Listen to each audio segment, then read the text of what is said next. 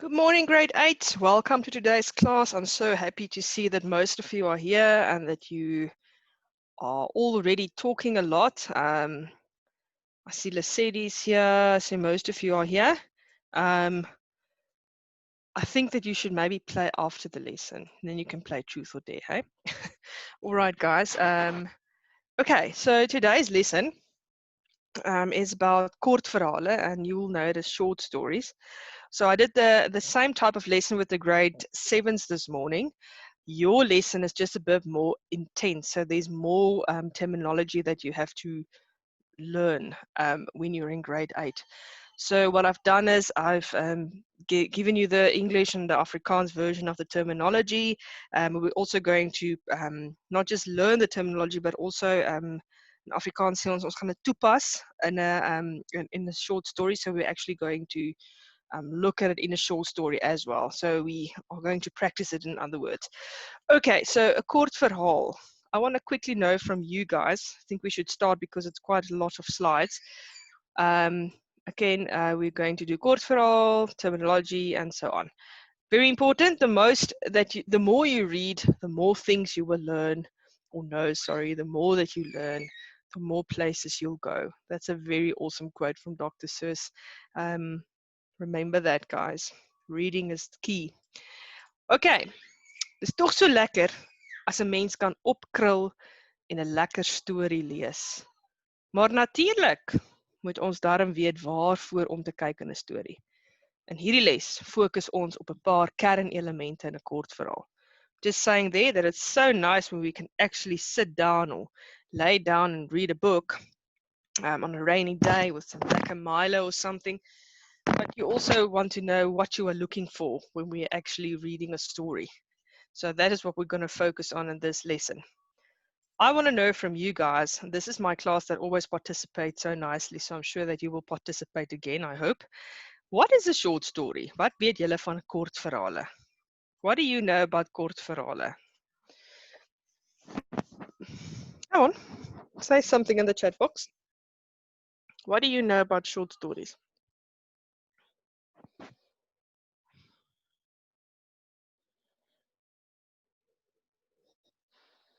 Okay, Helen says very short. Natalie doesn't have much detail. The said it's short.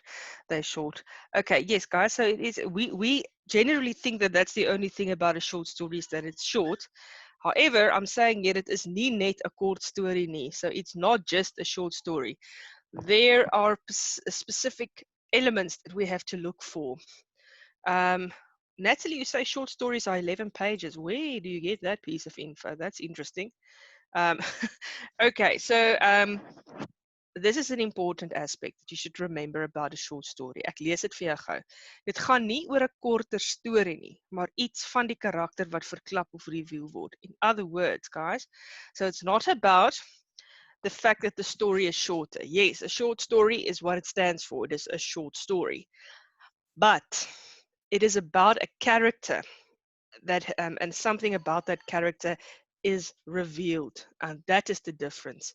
So a short story is something about the character that is being revealed. Now, Lesedi, that's funny. Yeah, guys, listen to me. Let's focus on what I'm saying here. So, kyk na die volgende elemente. So, these are the stuff that we're going to look at in this slide. So, we're going to look. This is all elements of short stories. Die titel, die intrige, karakters, konflik, handelinge, spanning, irony, the verteller, die tema, taalgebruik, struktuur, milieu, very big word, resolusie, climax and achtergrond. Don't worry, we'll get to each of them with the English name. All right, so let's look at the elements of a short story. Now, the very first thing about any story, and especially a short story, is characters.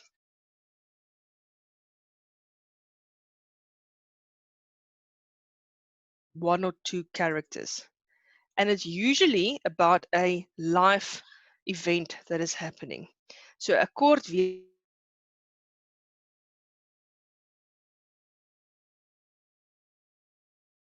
about that character or characters are revealed. And then it is a short version of something that happened.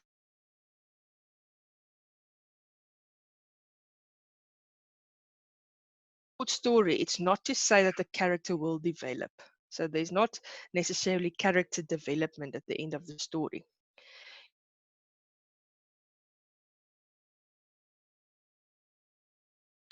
Some very distinguishable stuff, elements of his, how he looks, for instance, the way he handles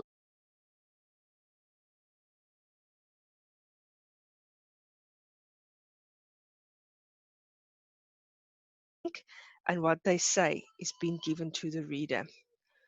Now, this is important. Usually, with a short story, there is a main character. This is actually with all stories, but this is a very specific look at short stories. Gewoonlik is daar 'n hoofkarakter en wat ons noem 'n newe-karakter. En dan soms 'n outsider. So usually, as I say, the main character, then I don't know what you call a newe-karakter in Engels, but I'm assuming that it is a supportive character, so it actually supports.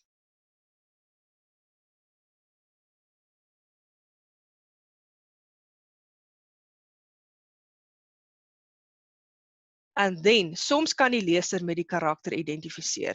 Sometimes the reader can identify with something that happened in the character's life.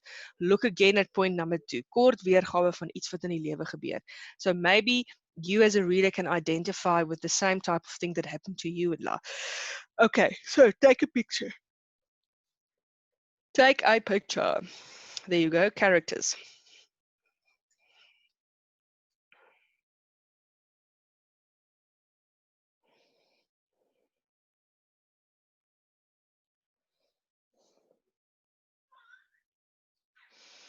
Okay, let's focus. Right, you are all done. So now let's go to intrigue. And here I made a lekker mistake. This morning I saw this and I forgot to change it. Okay. Sorry. You know me by this time. If I see something, I'm going to fix it. Okay. So, oh, Nhlanhla says, ma'am, please go back. Okay, Nhlanhla, quickly. Five tellings, then I'm done. Oops. Characters.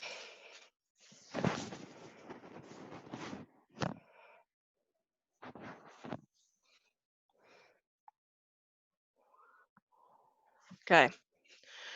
I am going on.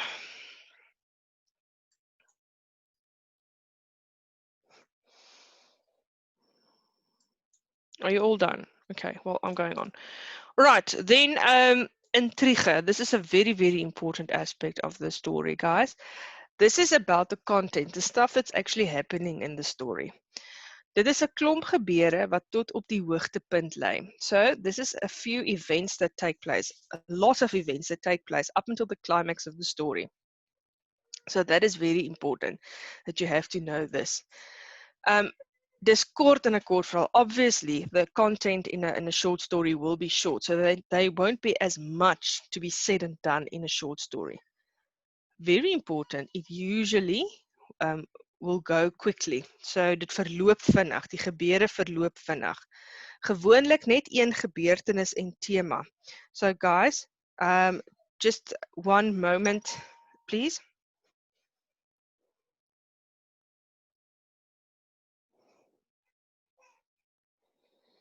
Okay, sorry for that. So en dit gewoonlik net een gebeurtenis en tema, guys, so this is very important. So in a short story, because it's short, there can't be loads and loads and loads of themes. There should be one overall theme, and then all the events should lead to that theme. Then, of course, this is actually, in short, what content is. Don't worry, Gomolemo. What content is or intrigue is, and you're going to find that word intrigue a lot. So you must know that is what happens in the story. That is what it is. Intrigue is what happens in the story. Okay, if you are late, please just follow from where we are. I'm not going back because it's a long lesson. And afterwards, I'll just mail you the PowerPoint if you want it. Okay, please take a picture. I'm so sorry. I'm very quick. Please take a picture and then we'll go on.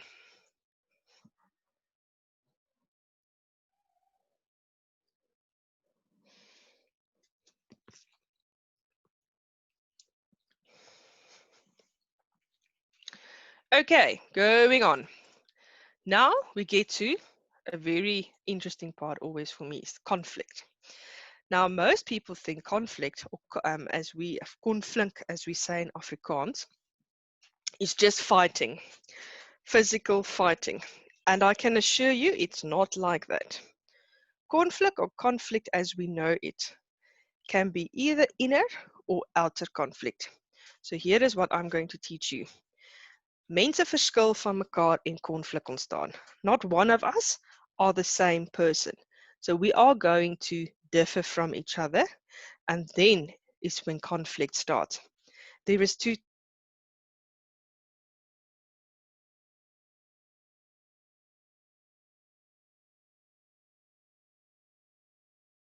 vind in die karakter plaas. In other words, in a conflict, it happens within the character. So something the character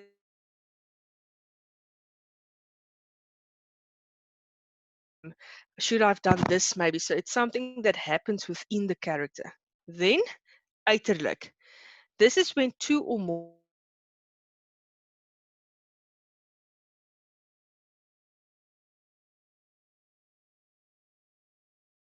conflict with that.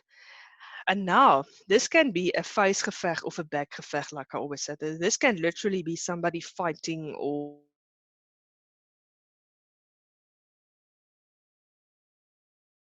which liggaamstaal is very important. So please, when I ask you about conflict later in this lesson, remember, it can be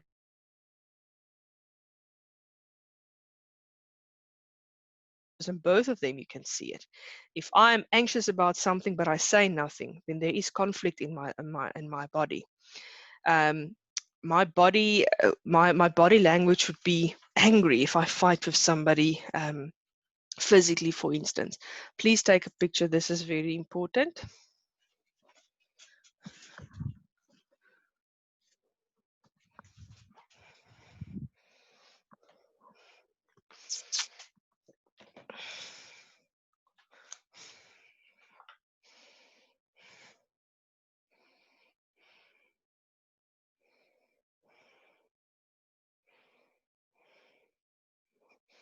Okay, are you done? Can I go on?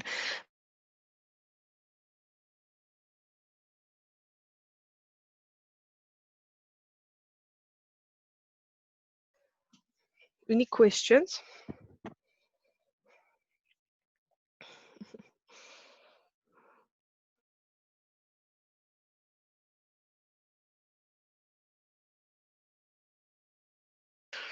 Okay, so let's then go to the verteller, or the narrator as you know it in English.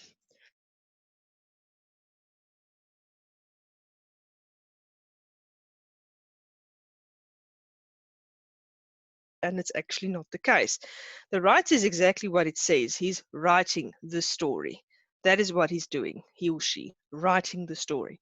The narrator is the person who's talking in the story, who is telling us the story. That is the narrator. So, die skrywer kies die verteller. Obviously, when you're writing a story, you choose what type of a narrative you're going to have. Will you have a first person, a third person, or as we say, 'n alomteenwoordige verteller? Ek is the first one. Ek eerste persoons verteller. This is the narrator that is subjective. So he tells the story from his or her point of view.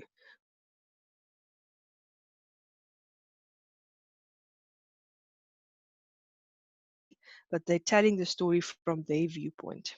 Ek of eerste persoons verteller. And if you ever want to see names like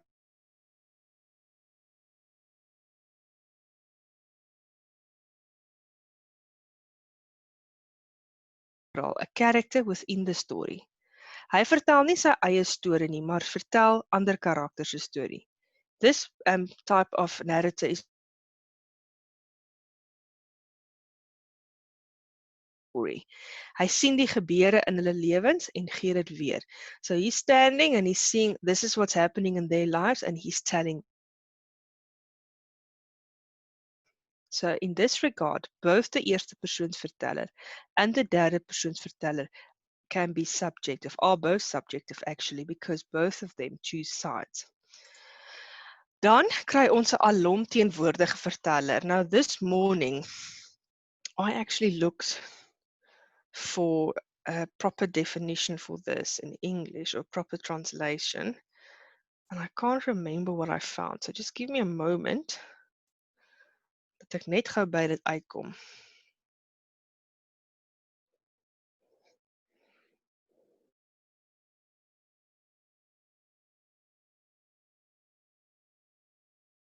So this is a person that is not a character in the story, but they are present in the sense that they will tell you about each character and what he or she is feeling inwards and outwards. So for instance, nie in die verhaal nie, weet nie wat hy weet egter wat elke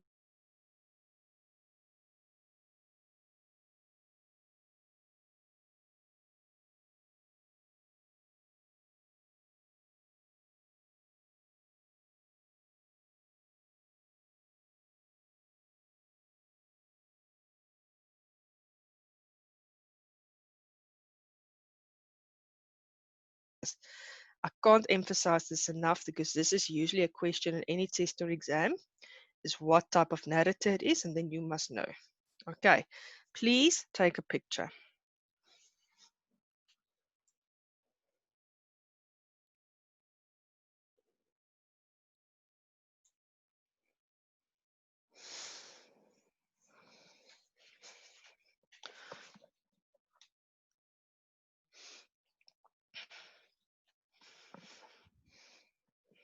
Okay. Helen, the character at the left down corner is an alien or what? Because I don't know, that's a nose or a brain. Guys. Helen, I'm not sure either, but I'm sure that he's got a character of his own.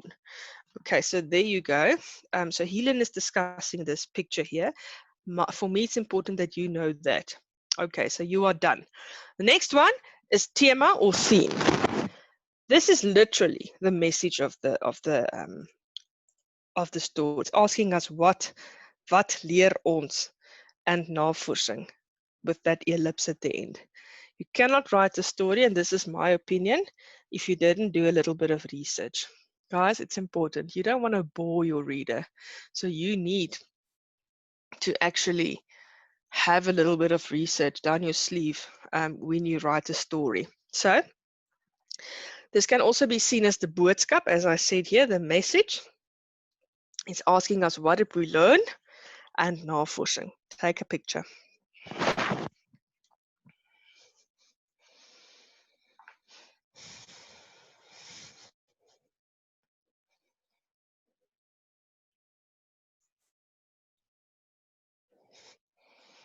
Okay, then I'm going on. Then the next thing is the title. In English, well, die titel. In English, the title. Dit verskaf dikwels die sleutel tot die inhoud van die verhaal. In other words, it very often gives us the key to the content of the story. So it will tell us a lot about the content of the story, the title. That's literally what it's about. The title is the name of the story, or the very first part of the story, and it will give us clues or information on the actual story. So there you go. Take a picture.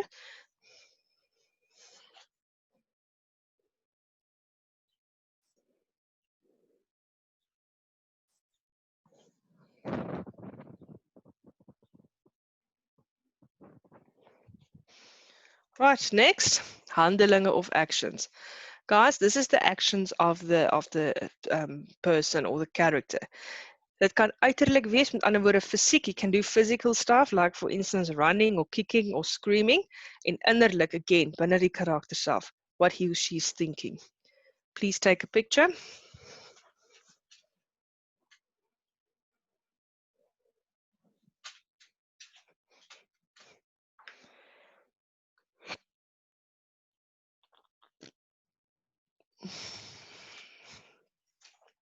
Okay, next, spanning or suspense.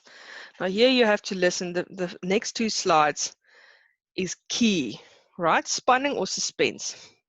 Dit is wat ons noem die spanningslyn in die storie. The direct translation would probably be the suspense line. So it starts with building up until the climax. There you go. Die spanning bou op tot op die klimaks. Aan die einde van die kortverhaal word 'n onthulling gemaak wat die leser verras. So this is the events building up, building up, building up until the climax of the story, and then it goes to the end of the story, where it usually in a kortverhaal we are surprised. Okay, klimaks wanneer die aksie sy hoogste punt of konflik bereik. We'll get to that now. Resolusie, die afloop van die verhaal na die klimaks tot aan die einde van die storie. So there's two elements that we will study now. So take a picture and then I'll explain that to you in the next slide.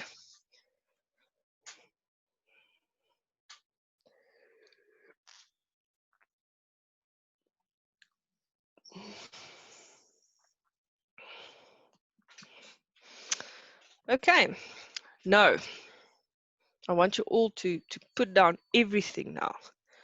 Sit up straight, open your ears and listen. This is definitely a question that you'll get somewhere when you're writing a test in your high school career in languages. And this is about the bou, die structuur of the structure of a story or a drama or whatever. So this is how it is written in a way, or how it is built up. So the first thing here is, the first thing that you must know is what we call an expositie, direct translation.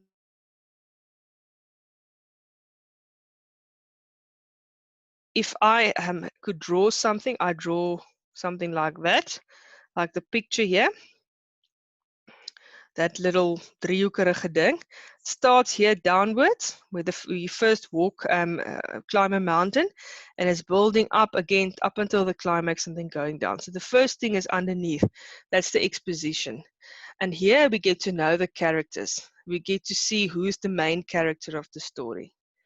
Second, just a step up, complicatie or complication. This is where the story is set in motion. Conflict is maybe starting.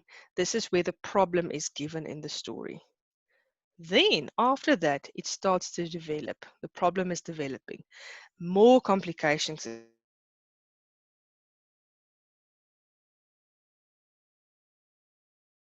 For instance, struggles, it's coming, and struikelblokke and struggles is coming. Everything is building up, building up.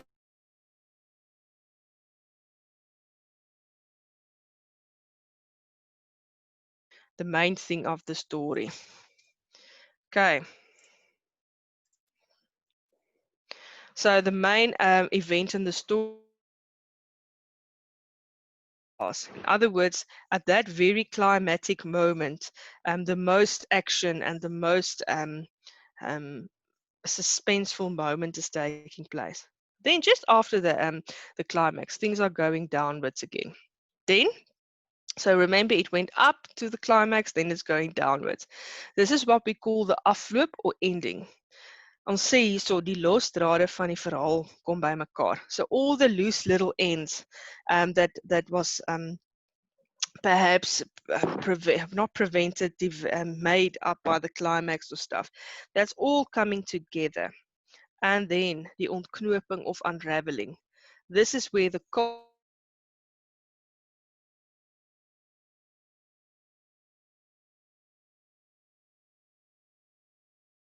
and somebody wins and all the suspense goes away. So that's literally the end of the story. Guys,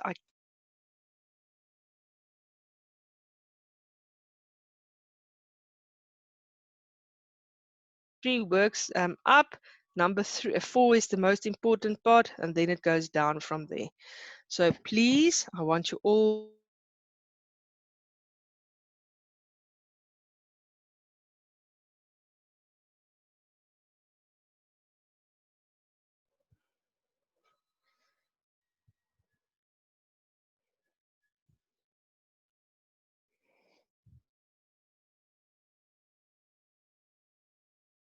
can I go on? Let me hear from you guys. Can I go on? Okay, then we go on. So that was very important. Then This is something I absolutely love in any story or poem, and it's called irony. Look at the picture here. I hate cleaning up after you. Now that is a uitveer and then a pencil, a razor and a pencil. Isn't that ironic? That is his job.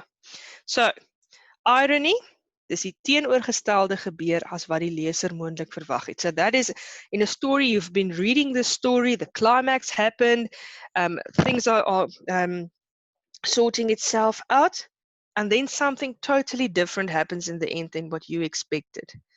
That is always such a good story, type of story for me. It's not an obvious ending. And that is what irony is. Die verhaal kan so afgerond word soms na die skrywer toe dat die leser sy eie afleidings maak. And this is also interesting. And not most of the time, sometimes the writer will write the story and at the end nothing really happens.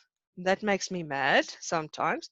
But then the whole idea was maybe for you as a reader to maybe make your own assumption or your own end in your head for a story. So yeah, this is then irony in a story.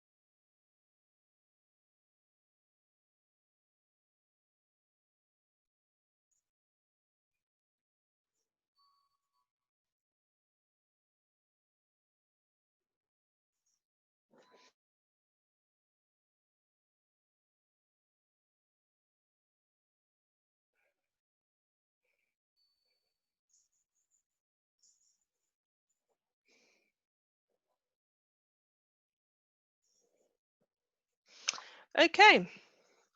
Helen says, please wait. Okay, I'll give another 5 seconds or so.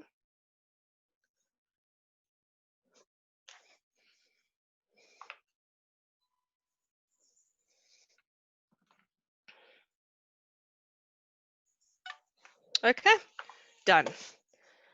All right, so then, Helen, are you fine? Can I go on? Please just indicate. I'm not going on if you're not ready. Done. Okay.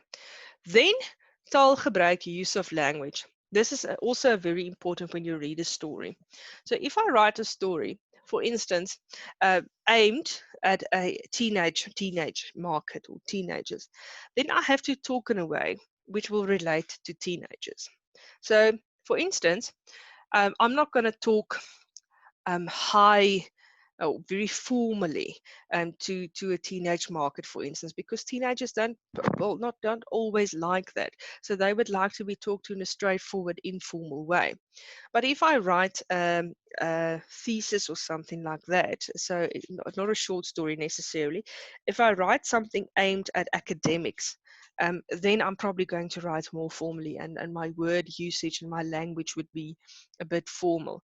So it has to relate. That's the way in which the characters in the story will talk. So that's, if I bring it down to short stories again, that's the way in which the characters will talk to each other.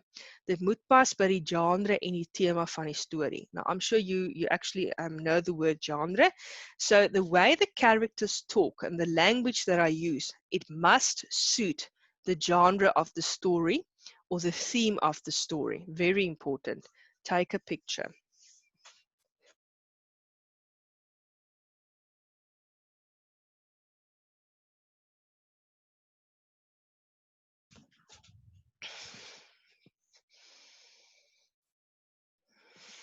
Okay, going on.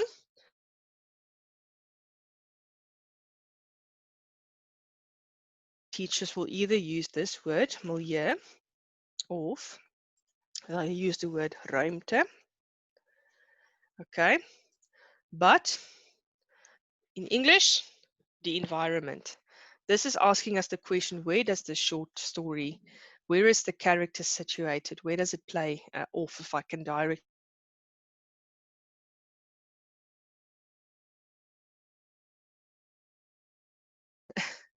So yeah, well, it's not a big name, but it's a difficult way to remember. It's a difficult word to remember, Natalie.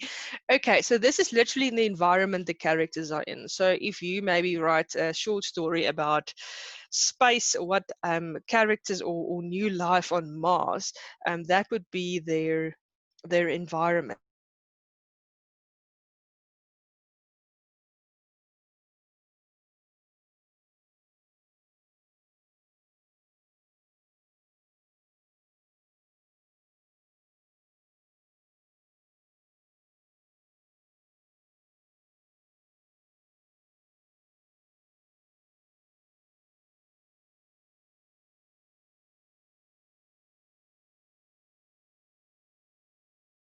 happens in the story is surrounded by the ruimte. The character must live in some or other place or environment, and that has an influence on the character. Woordeskat, another important thing. If I, for instance, write a story, and let's use the story about the street child, maybe there is perhaps certain slang or codes that they use that maybe suits the milieu, that, and they're also going to maybe use it. Yeah, so that is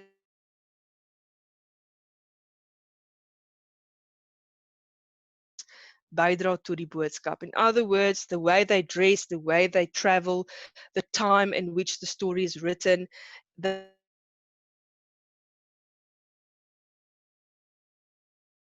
by the environment, and it kan bydra to die boodskap. So everything, the way they dress, the way they travel, the time, the way they talk, um, has to do with the environment, and that, of course, the entire environment. Just to recap, influences the boodskap or theme. Okay, so this is important, guys. Remember the word milieu, because some other time, whether it's in grade 8 or onwards, the teacher might use the word milieu. Then you must know equals environment.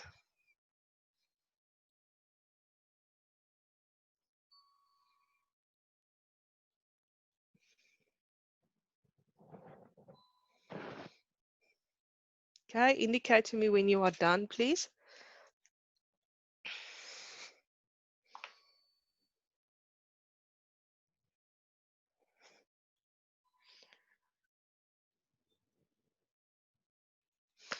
Okay, the next one, achtergrond of background. You'll see that most of the stuff that we're studying here today actually links with each other, but so, there's small differences. So the achtergrond of background of the story is the situation in where that something is happening. Die situasie waarin iets gebeur. Inligting van die verlede wat die huidige situasie kon veroorsaak of beïnvloed. Let's take the example of the child living on the streets, perhaps. Something in the past happened that caused this child to maybe live on the streets. And that has an influence on the character, on the environment, on everything in the story. So there's always a background story or situation that has an influence in the short story. Okay, so there is this. Please take now I'm saying cap, a picture there.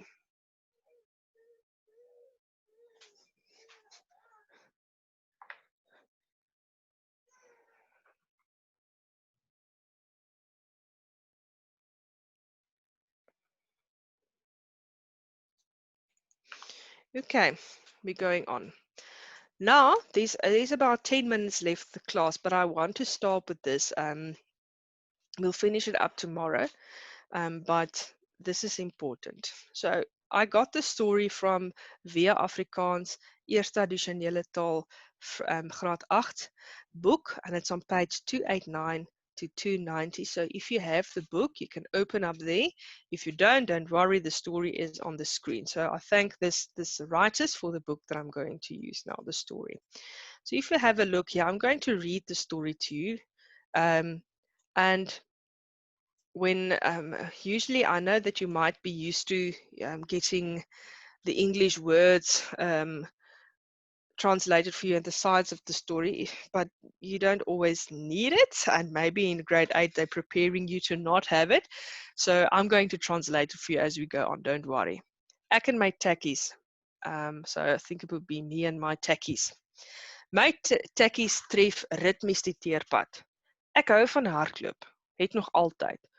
Maar ek's nie 'n tipiese Comrades ou nie. Ek gaan nie Bruce Fordyce se rekords jaag nie. My polshorlosie is laas jaar gesteel en ek het nog nie die moed bymekaar geskraap om weer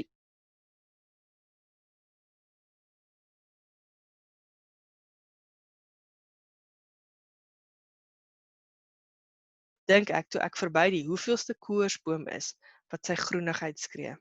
Min dinge so mooi soos 'n koorsboom. Die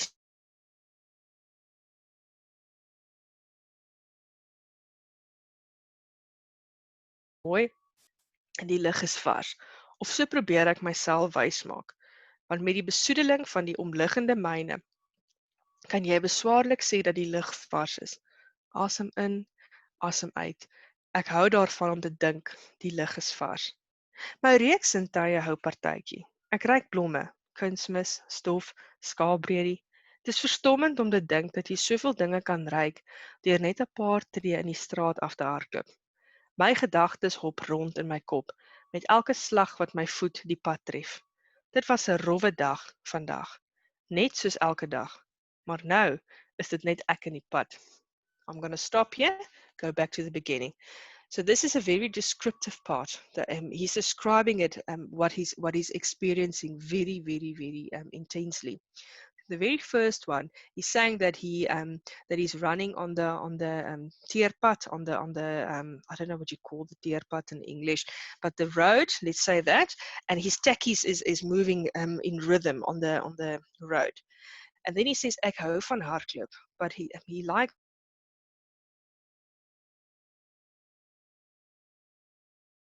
Then he mentions the name Bruce Fordyce. Now, I don't know how many of you know Bruce Fordyce, but he's a Comrades legend. So he won the Comrades, I think, a few times. Then in the second paragraph, he's describing the fact that last year in the story now, that his watch was stolen, and that Polar is a brand, makes expensive watches, and in comparison to Casio's, which is also a brand. And then he talks about a tree that he's been running by. So there's a few of those types of trees, a koersboom, in the street.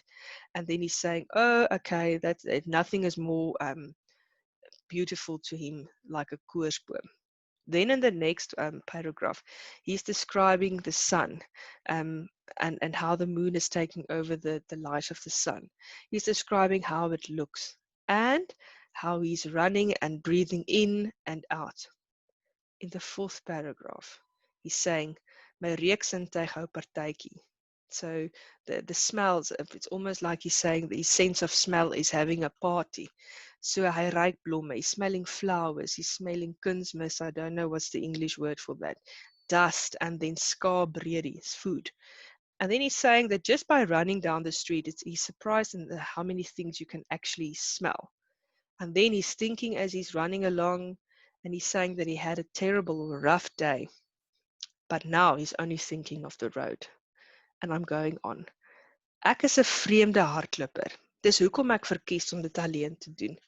Ek hou nie van groepe mense wat saamdraf en hulle opinies lig oor dit wat in vanoggend se koerant geskryf is nie. Wat kla oor die misdaad, wat resepte uitruil nie. Ek word in elke geval te vinnig moeg as ek moet praat en hardloop. So ek doen dit maar alleen. Ek hoop nie waarin ek op pad. Ek weet nie waarin ek op pad is nie. Ek besluit 5 meter voor 'n kruising of ek gaan afdraai en of ek reguit aangaan. Ek weet ook nie hoe ver ek hardloop nie. Ek sal na die tyd gaan kyk. Anders is alles so voorspelbaar. Ek dink en filosofeer en droom en sing so terwyl ek hardloop.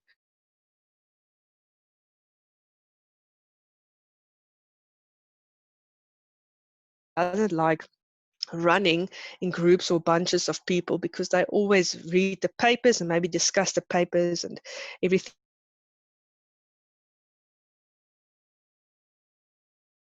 He gets so tired if he has to run and talk.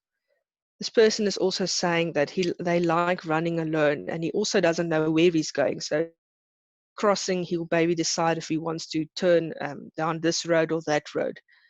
And he likes to run. He also doesn't know how far he's going to run. He'll have a look after the run. He doesn't like to say how far he's going to run because then it becomes maybe a schlep. I don't know if I can say it that way. And he likes to run and philosophize and dream and sing perhaps. All right, that's interesting.